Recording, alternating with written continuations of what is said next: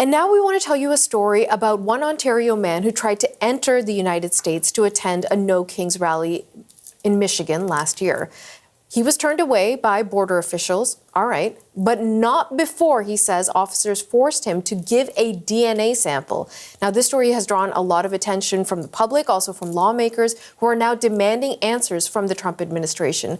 Mark Harksall is here with me in studio. You've been looking into this story. So what exactly happened here? So, Natasha, 68-year-old Kevin Larson, he lives in Kincardine, Ontario. As you mentioned, he was trying to cross the border. This was last October, 2025, to go to a No Kings protest. He figured that he might have some trouble getting across the border just for the main reason that he was going there for. He didn't think that what happened to him would end up happening, though. He says he was eventually held for 3 hours when he crossed the border. He was sent for a secondary inspection. When he got into the office, his phone was searched, his car was searched, and in the end, they denied him entry. He says customs officers then told him he had to provide a DNA sample via a cheek swab.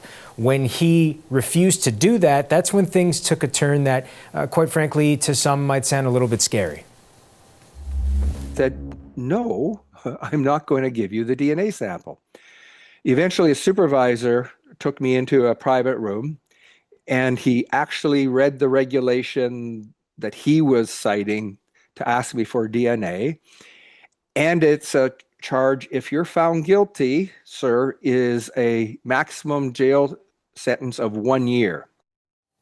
Now, not wanting to be charged, not wanting to be jailed, and Larson also says that he has family in the U.S. that he wants to continue to go visit. He eventually relented. He gave a DNA swab and was eventually denied access to the country and sent home.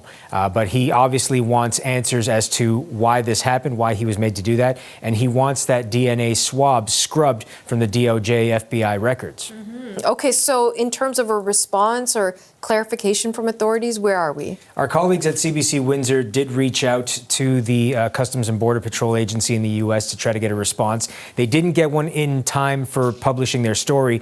Hours after they published that story, though, the CBP did reply to them with a written statement. Here's what they had to say, quote, on October 18th, 2025, a 68-year-old Canadian citizen arrived at the Blue Water Bridge. In secondary inspection, the alien gave inconsistent answers for his reason for traveling to the U.S. He was deemed inadmissible and allowed to withdraw his application for admission and allowed to voluntarily depart the U.S. A DNA sample was collected in accordance with the law, DNA Fingerprint Act of 2005, due to this immigration violation. But there is some question as to whether he really needed to have the DNA swab done because he didn't have any previous unlawful entries into the U.S. He had no criminal record. So there are some questions as to whether that should happen. One of the people questioning that is Debbie Dingell. She's a Democrat representative for an area of Michigan who heard this story and was incensed.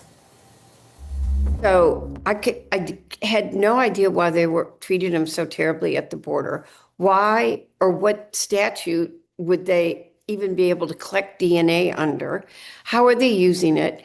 And quite frankly, it bothered me even broader because Canada's our neighbor and our friend.